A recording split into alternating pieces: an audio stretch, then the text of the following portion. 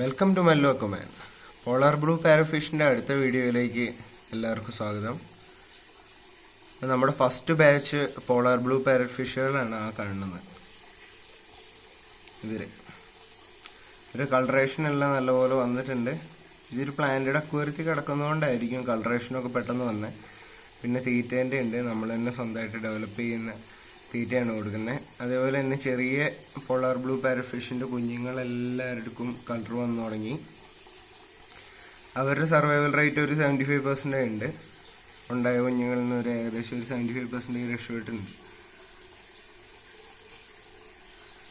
അതിൻ്റെ കൂടെ തന്നെ നമുക്ക് ഈ പ്ലാന്റ് ടാങ്കിൽ ഗപ്പീസ് ഉണ്ട്.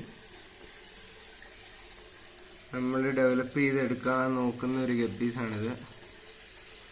ഏറ്റവും പഴയ നോർമൽ ഗപ്പീസ് പോലെ തന്നെയാണ് ഇവരിയ്ക്കുന്നത്. കണ്ട ഫ്ലൂറസെൻ്റ് പച്ച, ആ ഒരു ഫ്ലൂറസെൻ്റ് പിങ്ക് കളറ്, അതായത് വെറൈറ്റി കളേഴ്സുള്ള ലോക്കൽ ഗപ്പീസാണ്. അപ്പോൾ ഇതിൻ്റെ കളർ എൻഹാൻസ് ചെയ്തിട്ട് ഇവർ സ്ട്രെയിൻ സ്റ്റേബിൾ ആക്കാൻ പറ്റുമെന്ന് നോക്കുവാണ്.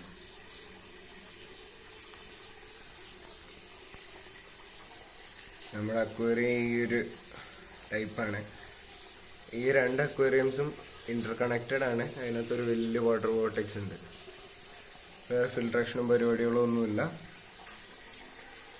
ഇത്രയും മീനുകളെ ഹെൽത്തി ആയിട്ട് സപ്പോർട്ട് ചെയ്യാൻ ഈ ഒരു സിസ്റ്റത്തിന് പറ്റും. ഓൾമോസ്റ്റ് ഒരു 150 മീനുകളുണ്ട് ഇതിനകത്ത്. അതുപോലെ സോട്ടൈലിൻ്റെ ഒക്കെ കളർ എൻഹാൻസ് ആയി ഏകദേശം ഈ ഒരു ലെവലിൽ എത്തിയിട്ടുണ്ട്.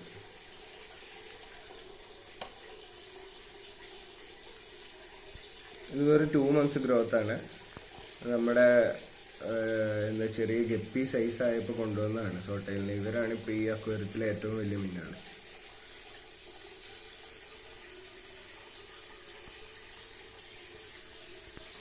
ഇന്നിപ്പോൾ വാട്ടർ പ്ലാന്റ്സ് ആണ്. അതേപോലെ തന്നെ ലക്കി ബാമ്പു സെറ്റ് ചെയ്തിട്ടുണ്ട് ടോപ്പിൽ ഒരു ഹൈഡ്രോപോണിക്സ് രീതിയിൽ. അതുപോലെ തന്നെ വേറൊരു പ്ലാന്റ് കൂടി ഉണ്ട്. ഇതും മണി പ്ലാന്റ് പോലത്തെ ഒരു പ്ലാന്റും കൂടിയാണ്. അതും കൂടി ഈ ഒരു അക്വേറിയത്തിൻ്റെ നൈട്രജൻ ബാലൻസ് ചെയ്യാൻ വേണ്ടിയിട്ട് യൂസ് ചെയ്യുന്നുണ്ട്.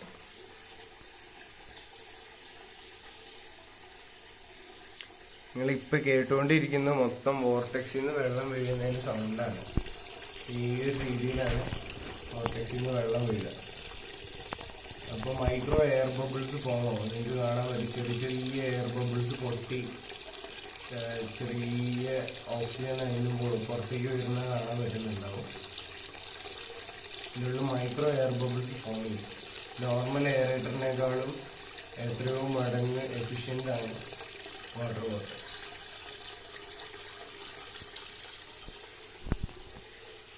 വാട്ടർ വോർട്ടെക്സ് എൻ്റെ ക്രിയേഷനാണ്.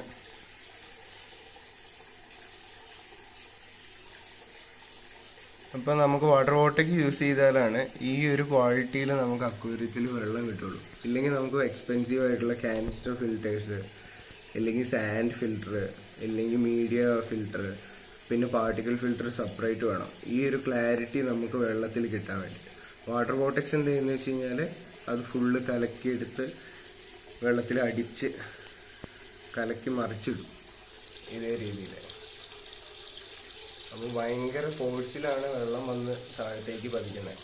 അപ്പോൾ ആ ഫോഴ്സിൽ ഹെവിയർ ആയിട്ടുള്ള പാർട്ടിക്കിൾസ് എല്ലാം ഇതേപോലെ വെള്ളത്തിൻ്റെ അടിയിൽ സെറ്റിൽ ഡൗൺ ആവും.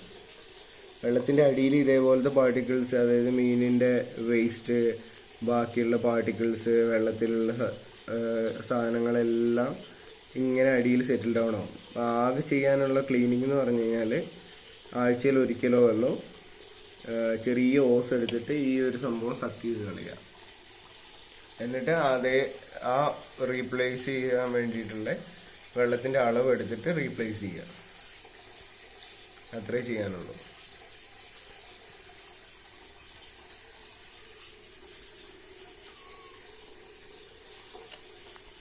ഇതിപ്പോൾ ഭയങ്കര കണക്കാണ്. എല്ലാവരും നമ്മൾ വിളിച്ചു കഴിഞ്ഞാൽ വരും.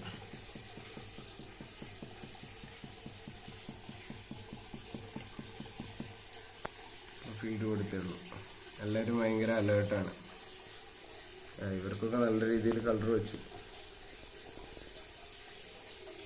ഇതൊരു 2 മാസത്തെ ഗ്രോത്ത് ആണ്. വലിയ കുഞ്ഞുങ്ങൾ ഇപ്പോൾ ഓൾമോസ്റ്റ് ഒരു 3 മാസമായി കാണും.